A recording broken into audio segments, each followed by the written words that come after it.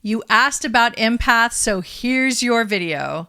I'm an empath and intuitive. My name is Lady O, and I'm the better half of psychic medium and trance channel Riz Mirza.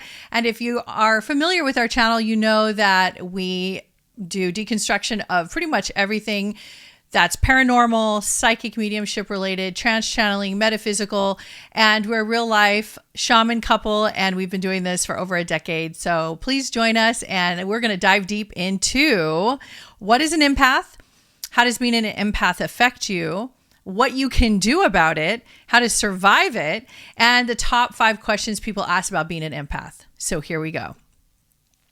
Let's review the first question. Is it real? Am I really an empath? So how do you know if you're an empath? That's the question. So it kind of narrows down really quickly when you start describing your day-to-day life and your interactions. And this kind of goes back all the way from when you were a child. And I'm going to say some of the things that an empath says, and you're going to start to distinguish if it's you or not, because if you're not an empath, you are definitely not going to be feeling any of this. And you're going to think it's kind of crazy because you're like, I don't know what they're talking about. So that's how you know you're not an empath. And that's how you know that that's not your road in life. You're not on that journey. So here are some of the things empaths feel. Number 1, feeling the weight of the world, feeling attacked, feeling too much information, feeling the information of the person sitting next to you or across the world from you, or animals, how they feel. You can feel what they're feeling. You even will cry sometimes if you cut vegetables, which I know that some people do that. So anything that you feel has a life force or anything that has energy or a consciousness, you feel the connection to that.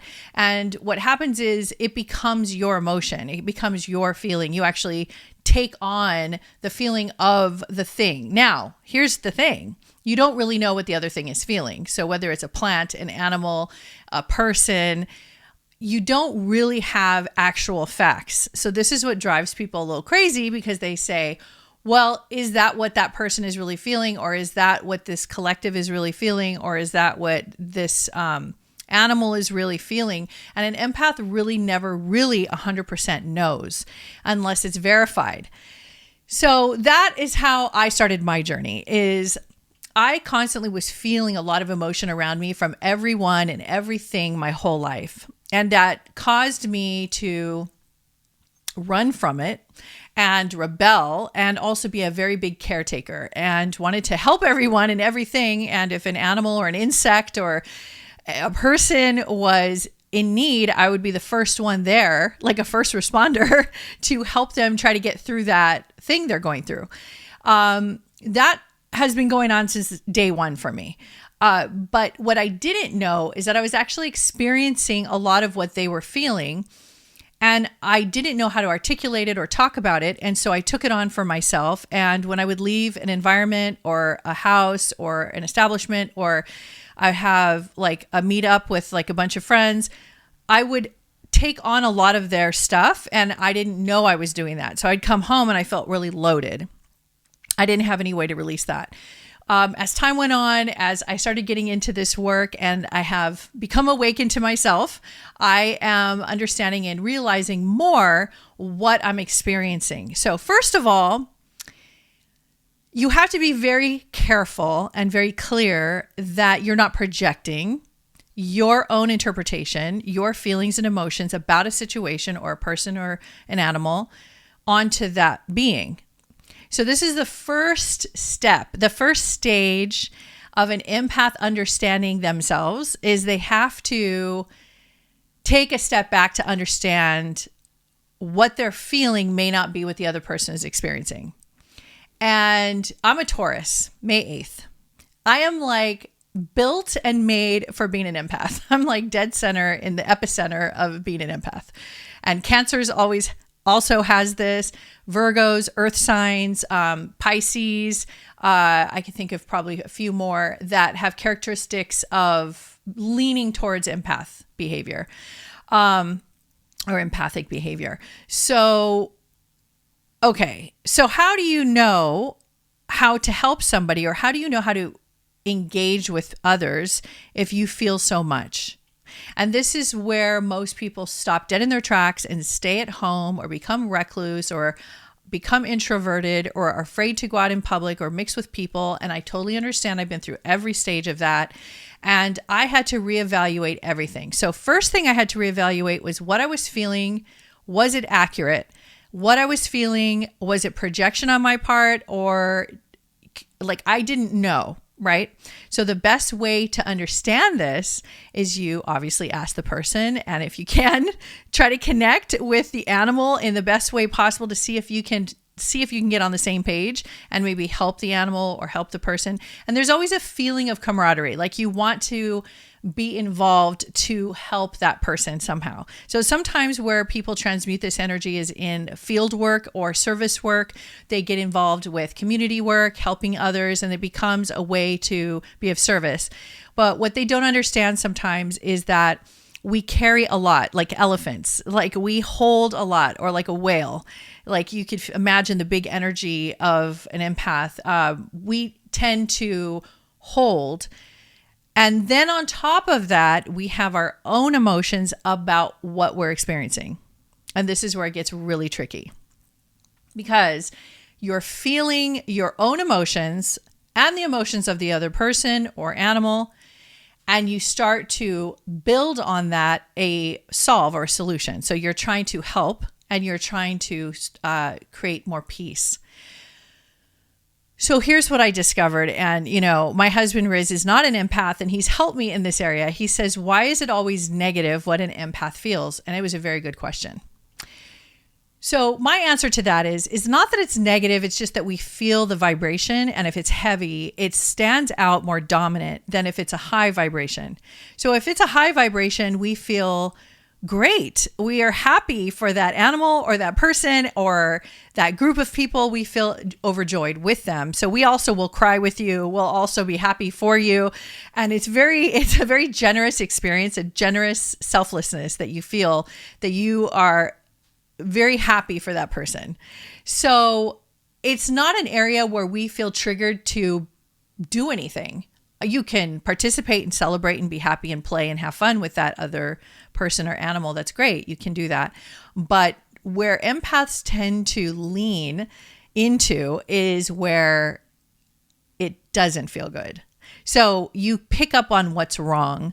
You pick up on negativity. You pick up on shadiness. You pick up on if somebody is scared. You pick up on if there's trepidation in their life, or they feel, like there's a block, or what's really interesting as an empath is I feel the innocence. It's interesting because I go way, way deep, and it's not on purpose. It's automatic. And I do it because I've been honing in on this and understanding my skills so much at my age. I have been doing this for a long time, obviously. So I have really started to narrow it down and become more specific. So I actually can feel things in a very specific way. So it's not a generality. So if I see somebody who's angry, I will look past that anger and not like a psychologist would, but I feel past that anger where the source is coming from. I feel the energy of that anger, and I could feel where it's originating from. And a lot of times it's not even anger. So what they're feeling is sadness, or they're feeling fear, desperation, something like that. And the forward motion and the action they take is anger.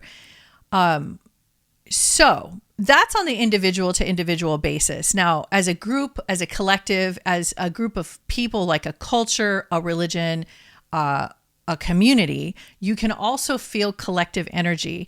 And I know people who have tapped into their own empathic abilities and have studied it and tried to understand it usually get to this point pretty quickly, and can talk about it. You can feel it at any time, connecting, like you're connecting to a community or a culture or a religious body of people, or anywhere where there's a collective consciousness. You could feel it, but you don't know what it is that you're feeling, and you don't know why you're feeling it. So this is the part where I've spent a lot of time to understand, what am I feeling?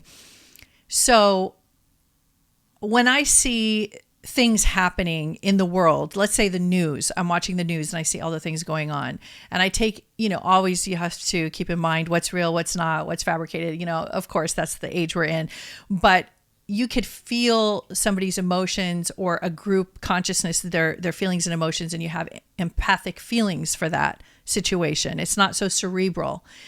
So what tends to happen is we take it on, of course, and you can't think of yourself as a sponge. You have to look at yourself more like a technician, because if you see yourself as a sponge, then you're holding. And then if you're holding, you go down with the ship because you don't know what you're holding. You're just holding other vibrations and energies that are not yours. It's like a form of absorbing. So I would not recommend that. So I recommend being more of a technician. You have to become more technical because empathic people are very emotional.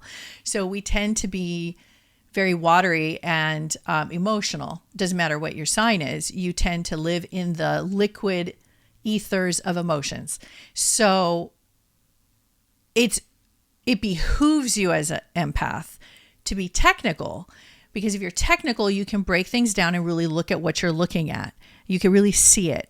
So when I look at a group or a community or the souls of the people that are doing an activity, so whether it's violence or they're victims or they're going through something or they're protesting or they're fighting for something or they're defending themselves, whatever it is, I always take a step back. I always want to know where it's coming from. I always want to know what's the bigger picture here. What's the purpose of this? And it's a curiosity. I've also been asked, why am I so curious? Why am I so interested?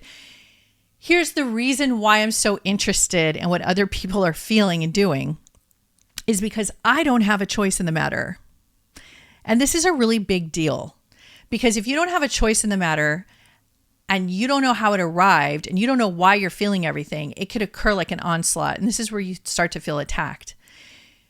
So it's very important that you understand what you're experiencing, right? So it's very important to understand your surroundings and your environment so you can know why you're feeling the things you're feeling. So it's very important to do deep work on yourself, deep soul work, understand your own past, your own traumas, clean out your own closet, so to speak, so that it's just easier for you to process what you're feeling around you, because you're not also being triggered by something that's going on with yourself.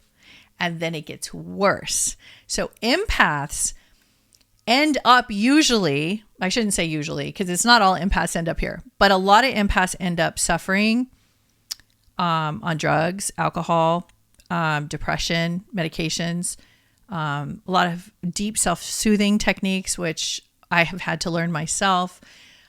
You feel lost a lot of times. You feel that you can't.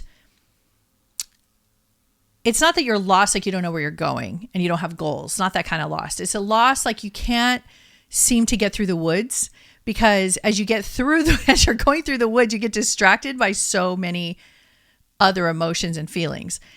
So the volume of how I hear and feel people, it's like higher than 50%.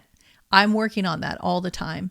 It used to be higher, and it's like debilitating. It's debilitating to feel so much. So I've brought my volume down, and I keep bringing it down. And what I focus on is I focus on myself. I focus on my life and what I'm doing. So I focus on my creativity. I transmute energy that way. It feels good to give. I love giving, but I also am enjoying learning how to build, how to create and receive and enjoy, like moving through these spaces. So I'm getting more enjoyment out of understanding other ways to feel other than constantly experiencing just raw emotion all the time from myself or others, because it can consume you and it feels like it takes over. So is there a quick and easy solve to all of this? No, it's a lifelong journey. It's a lifelong journey. I'm going to be honest with you. And those of you that have done the work know what I'm talking about. And those of you who are just starting probably subconsciously know that I'm right, that it is a journey, and it's a journey of self-discovery and learning how to control and understand your own being. You have to understand your mind, your emotions. You have to understand how you move through life. And then when you come across people, it's almost like you have to learn how to quickly compartmentalize it so that it doesn't become you immediately. Because that's usually what happens to empaths. You immediately become the thing. And it's like you dissolve into the thing. And there's pros and cons to that. They make great healers. Empaths make amazing healers. They also make amazing caretakers, parents. The problem is if you're not advanced in those areas and know how to handle yourself, it could go wrong. You could start taking on too much pain and suffering from other people and bring that home, and it affects your healing abilities. You could take life too seriously and it becomes like too intense, and then you get like bogged down. Being an empath is a gutsy decision as a soul to make prior to becoming human. And when we decided to pick out our characteristics and our chart and we decided to become an empath, it's a masterclass. It's not for the faint of heart. It is like you are taking on the whole kitchen sink of life and reality and humans and life force energy, because it also includes animals. And I have feelings and emotions even for plants. I feel sad and guilty when I cut my salad from the stem in the earth. I actually have to talk to them and understand there's a consciousness between us, that there's an understanding, and I can eat it. And then if you look at it, they eat us too, because when we die, they consume our body as well.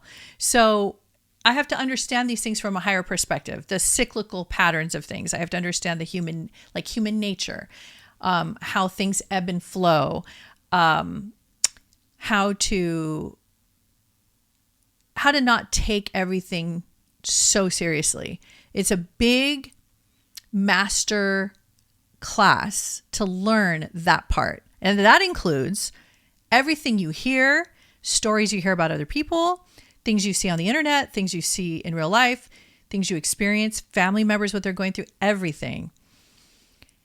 You have to take a lot of deep breaths, do a lot of self-care, take care of yourself, take time out, do things for yourself. We tend to need more alone time because we need to release and let a lot of this go. Some signs get really dark and morose. Now, I, being a Taurus, tend to vibe up on the higher frequencies because that's a characteristic of the sign. So I tend to be, and I'm a triple Leo. So between all of that, just to be clear, for those of you out there who are astrologers, I am a Taurus sun sign, Leo rising, Leo moon. And then I have another Taurus, and I can't remember where it's at, but it's in another planet. And I tend to bob at the surface, right? So I don't go into the depths or in the murkiest of the darkest of waters. However, I do find solace in that. I like people who can go dark. I like people who can go deep, like Scorpios can go dark and deep, Pisces, water signs. Some of them tend to want to go deeper into the subconscious of life, and they're ruled by those planets. So they tend to want to experience things that are in the sediment layers of reality, of their own psyche, of their own being and other people and the planet. They tend to want to be more in the hidden, like waters. And I used to shy away from that my whole life. I never wanted to go face those things or look at those things. But as I've gotten older, I have really appreciated that. And I have really liked it. I actually really enjoy going into the darkest caves and discovering what's in there, because there's a type of magic and solace and peace that you find in there. It's kind of like the mother's womb. It's like the soil, the earth in the darkness. It's like a time to rejuvenate, a time to create. It's like your most intimate side of you can go into those places. So I venture there more often than not nowadays.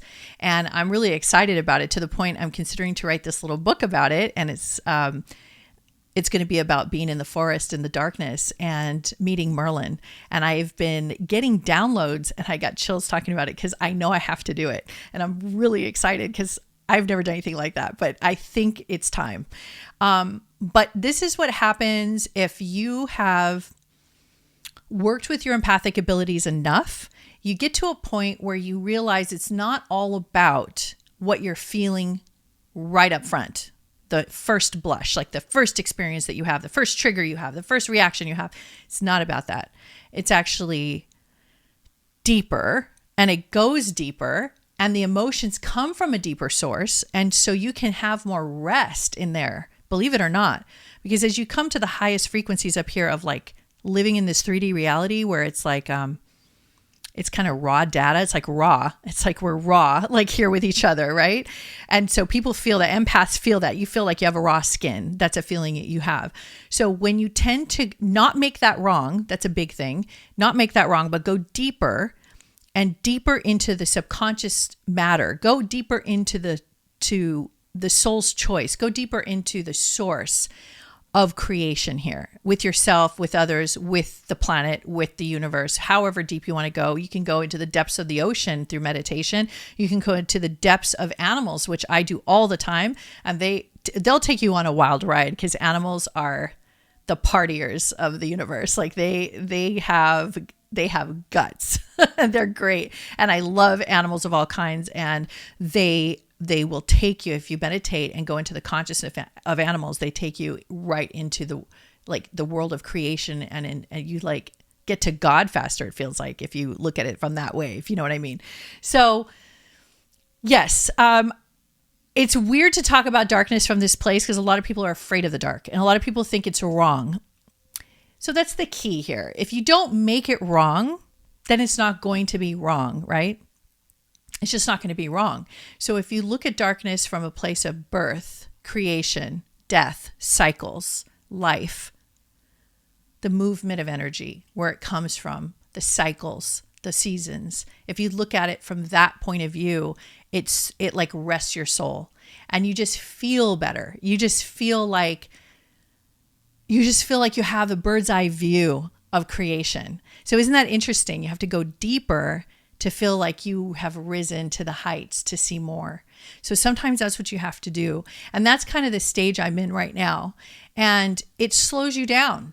It really does. Because when you are at the surface and you're dealing with emotions on the 3D plane, and you're just dealing with the straight up back and forth reactions with people and your triggers, everyone knows that doesn't feel good.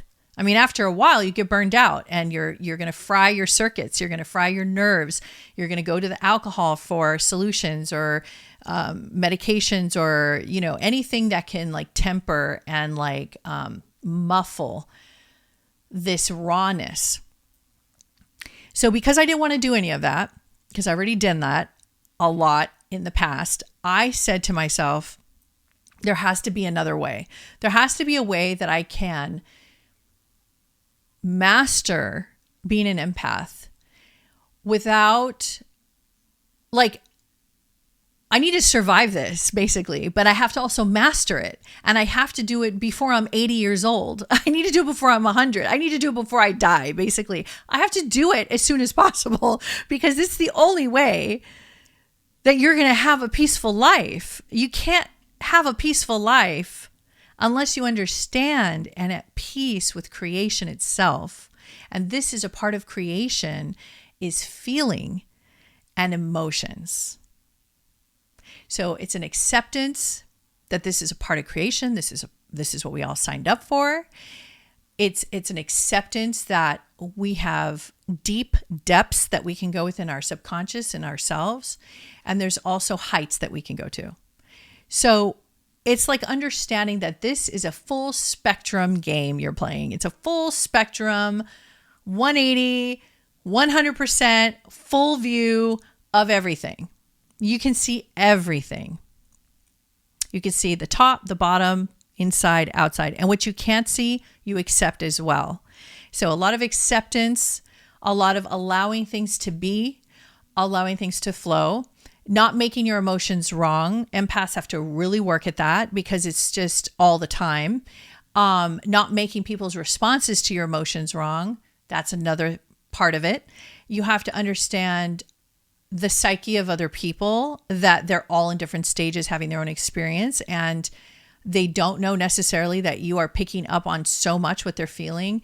And you may not even express that to them. Like you might, like if they ask you as an empath, if they say, hey, can you give me a reading, or can you tell me what you're picking up on me? An empath will, if they're astute and technical enough, they can go in. But in my experience, I only give like 50% of the information, or very little actually, because if I were to give the full, some people call it Akashic records. I don't call it that. If you give the full breakdown, the codes of what the person is creating as a soul, the emotions that are attached to their stories and their beliefs that you're feeling, if you were to break it down, first of all, it would take you hours. But second of all, there's a lot that sometimes people can't handle. And so you can only give certain increments of information at a time. So another problem empaths come across is being in a situation where they don't know how to talk to the other person because they're seeing so much. So they don't really know what's okay to say and what's not okay to say. And empaths are constantly being slapped on the hand. If you guys probably know what I'm talking about, because if you're vocal and you share what you're feeling or what you're picking up on and it's unsolicited, or the person is not wanting to see that or expecting to hear that or wanting to experience what you're saying, they're going to reject you and they get weird. They just get tired, or they get like exhausted from the conversation, or they just move away because it's just too much. So empaths always have to deal with that. But we live in a world where everything is too much. That is our entire experience of life, is everything is too much. So I used to be jealous of people who are not empaths, because it's so much easier. But at the same time, now I'm starting to appreciate it because we paint with a lot of colors. We have a lot of access to a lot of experiences. We have access to a greater palette, I think, because we can feel so much. It's a language. So when you're comfortable with this language, first of all, you have to be comfortable with speaking and comfortable with language for yourself and others. You have to be able to articulate, like this video I'm articulating. It's taking me years. There's times I've tried to make a video like this and I wasn't ready. And I still needed more work on my articulation and to be able to break things down to this point. So I always thought maybe one day when I had mastered it, I can come talk about it. But that's part of the mastery, is understanding you're never going to master it. You're never going to master being an empath. There's no possible way, because human beings and animals, we all signed up to have emotions, and emotions are meant to be super colorful and super dramatic and super enticing and seductive, and it's layered. So you're never going to really fully understand how to navigate 100% comfortably, because it's not there that you're going to find comfort. Where you're going to find comfort is in the knowing that this is your experience, that this is what you've signed up for. This is where you're going to find your well, come up here. Come on. This is where you're going to find your peace. You're going to find your peace in this part of it, not finding peace in the emotions, but you're going to be finding peace in your understanding that you chose this, in the fact that it's okay that everyone has all of this going on all the time, including yourself. And it's okay that you feel it. It's okay with people's reactions. I had to totally surrender to people's reactions towards me. I had to totally surrender to how people can receive me. And for those of you that are looking at me right now thinking that's like 100% impossible for you, I understand. It's not easy, because empaths can very easily feel like victims.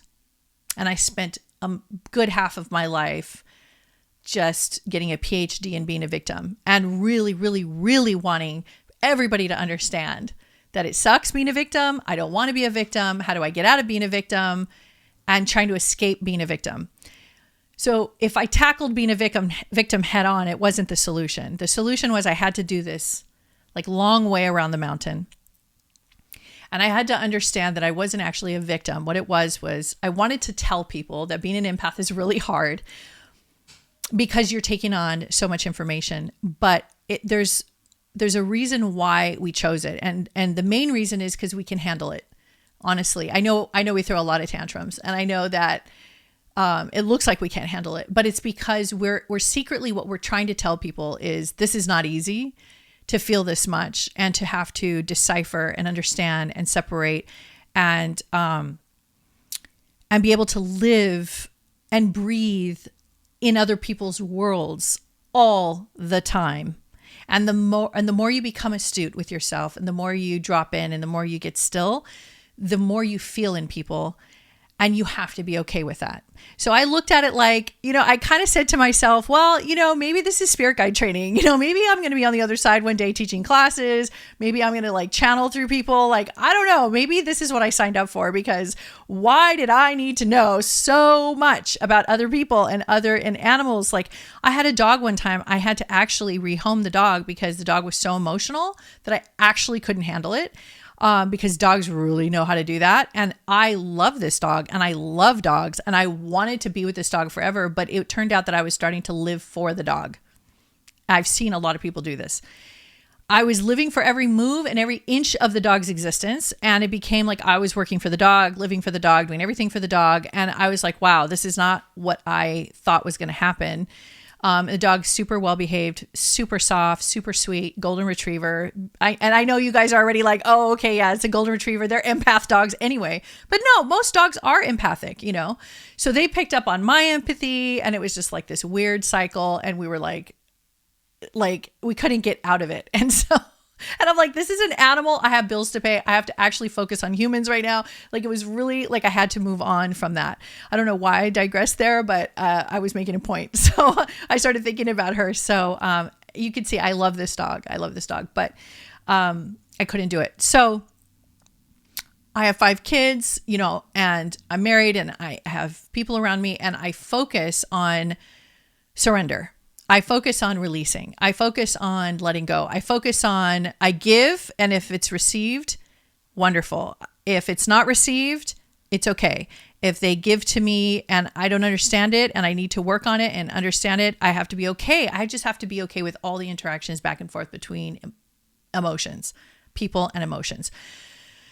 There's so much more I could say on that. And being in this line of work, what we do, and we do our psychic lives on Sundays, and we get questions and people do comments and send us emails, and we get a lot of communication from our clients and whatnot over the years. I always hear and I always see the same thing over and over. A lot of people have questions about this area and they don't know how to talk about it. So they say it in a way that sounds like this. They say, I'm depressed and I don't know why. Everything's going to shit. I hate this planet. What is going on? Everything sucks. I can't be with people. People suck. I don't know what to do. I hate myself. Something's wrong with my brain. I've tried every medication. Nothing works.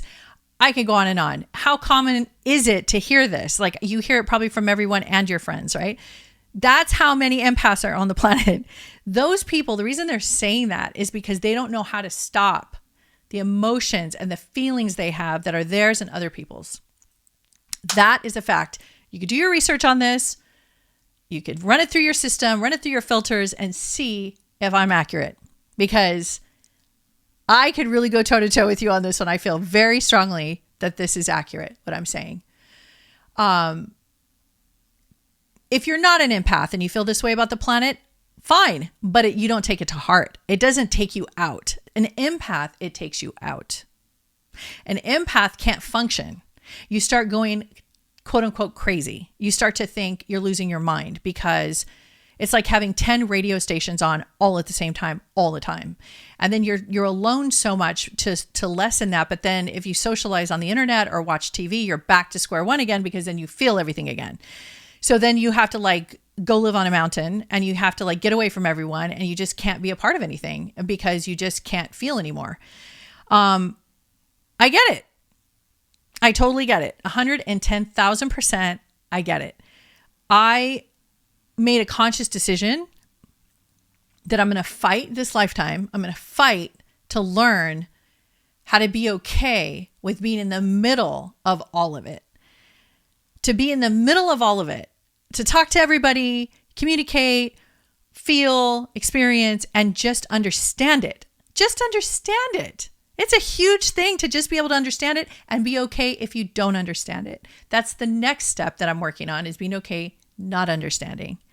So it's a constant journey. It's a development. It's an unraveling. It's an unrolling. It's like the red carpet's being rolled out. You're rolling out your red carpet every day. If you focus on learning how to be a better human being, understand yourself more, stop making everything wrong, including your life, your birth, your parents, every story you ever had, everything you've ever done.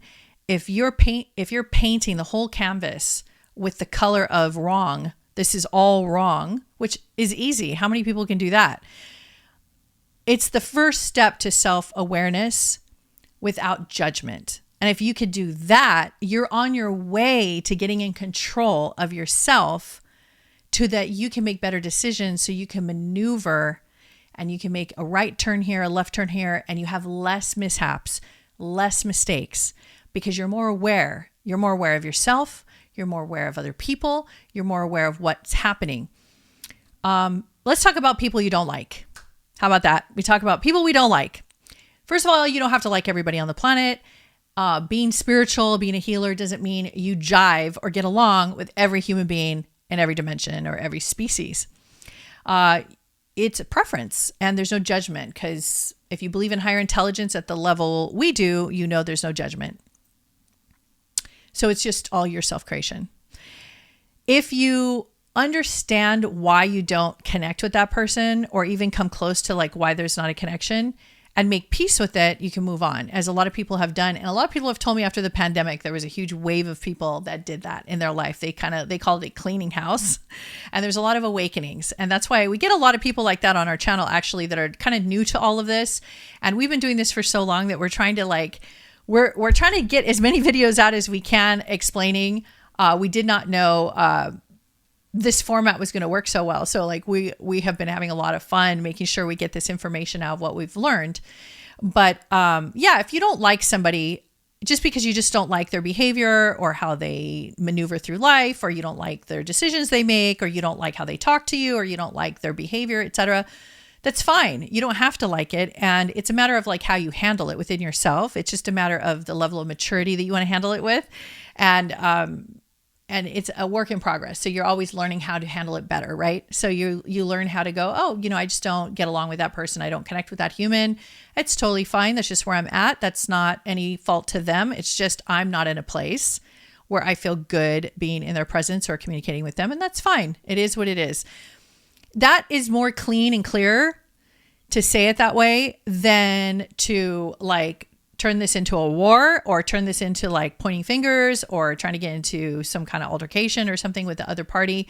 It's just simply, for whatever reason, it could be past life, it could be this life, it could be just where I'm at in life. I just don't connect with that human.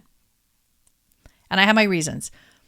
And so if you met that person in person, if that person came into your life and you saw them face to face and you don't like them, there's a demeanor about you that you can handle yourself, because you don't need to take it out on them that you don't like them. You could just manage yourself enough to just talk to them and present yourself a certain way that's more mature. Obviously, this is how we're going to all evolve. We have to make these little adjustments and these little moves. And I'm surprised how little information is out there in this area. Even though we talk about being civil, but there's a lot of anger behind that and making people wrong, that they don't know how to be civil. And so it kind of defeats the purpose, and you're back to square one, because now everybody's mad. So instead of that, my suggestion is that there is an accountability that you can take where you honor your path, honor your decision, and honor where you're at. And it's no right or wrong to them. They didn't do anything right or wrong. It's just they did what they did. They acted how they act, and you don't want to be around that, or you don't like it. So you can make it neutral in that way. You don't have to fester over it. People who like to fester over things like this, that's their own journey. I have done plenty of time festering, and there's no cheese at the end of that tunnel. Never got anything out of it. Actually made everything 1,000 times worse. So, cause and effect. You have to learn, evolve, grow, learn that, repeating the same thing over and over doesn't give you the same results. So always find new ways to express, find new ways to understand what you're doing. And I know this talk can go to anyone, but it also really applies to empaths, because empaths have to really, for lack of better words, you got to get it together. Empaths have to get control of the wheel. And so when empaths talk to us, or they just meet us for the first time, or they just have 2 seconds to ask a question, if I sense there's something in there that's related to being empathic, I always want to take over and answer that question for them, because I always know it's a matter of self-discipline. It's a matter of getting control of your ship. Because if you don't, and you're spinning out of control because you feel like there's missiles coming at you everywhere, and you feel death and destruction, and you're just in the morose part of life, the destruction part of life, like you just don't see anything good, then it's hard to throw a safety line to you if you can't even see that it's a safety line. So the best way to help somebody in those situations is you have to talk sense into them, right? So you have to sit with them and actually have them connect and find some logic in what you're saying.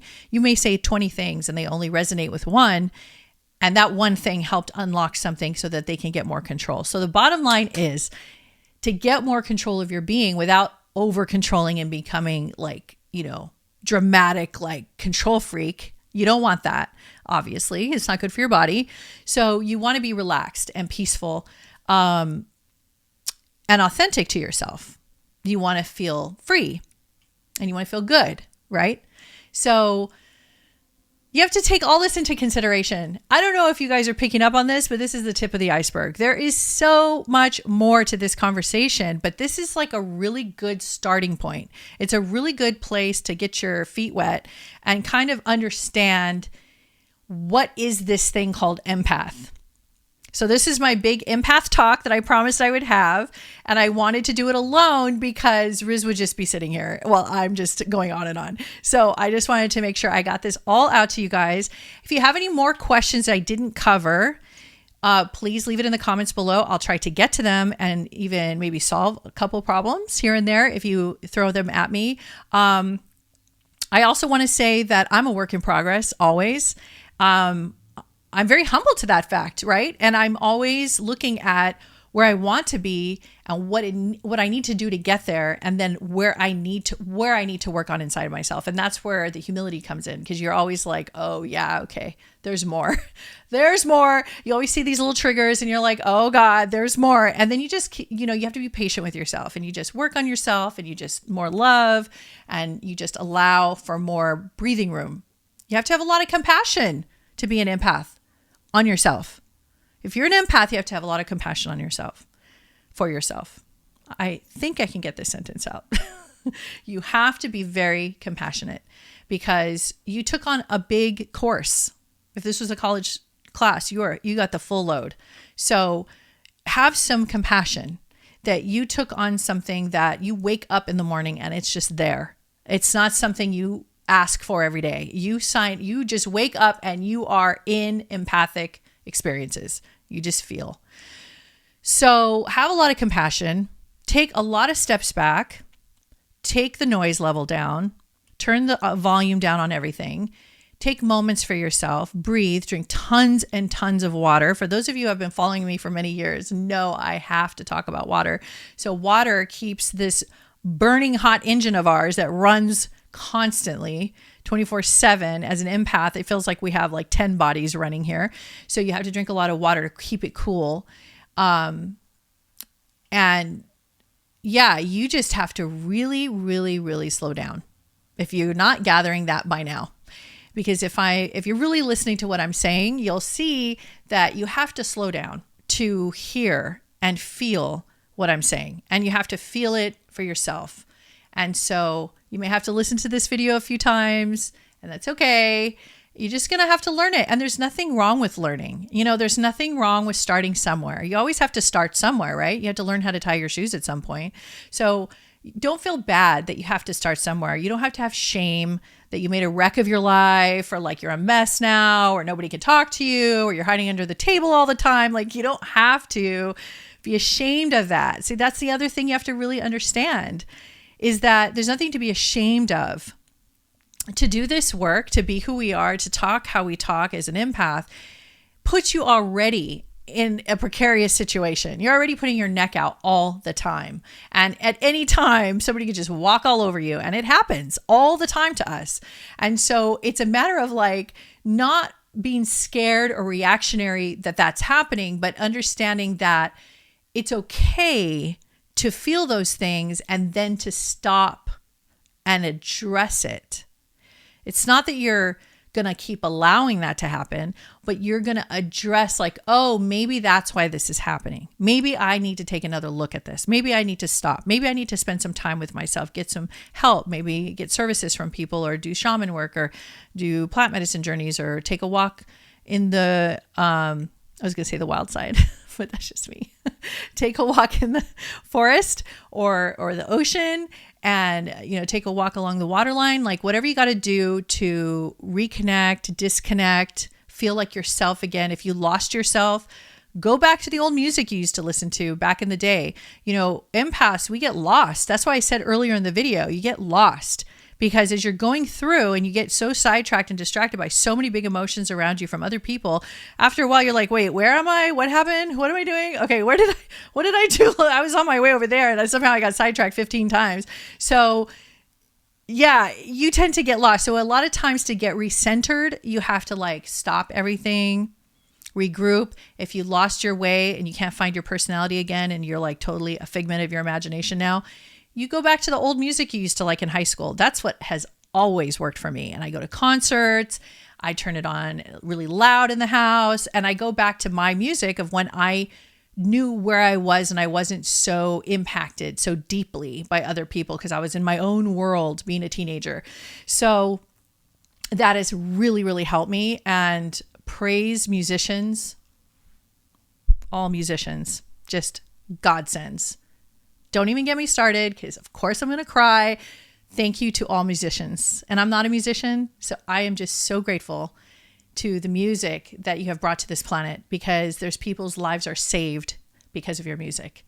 So keep doing it. Don't give up and don't stop playing because you are the healers of the planet through sound. Don't ever forget that. So that's my story. Hope you enjoyed this video. I have much more to talk about, but I have to stop somewhere. So hopefully you guys got something from it and let me know how you feel in the comments below. Okay, bye-bye.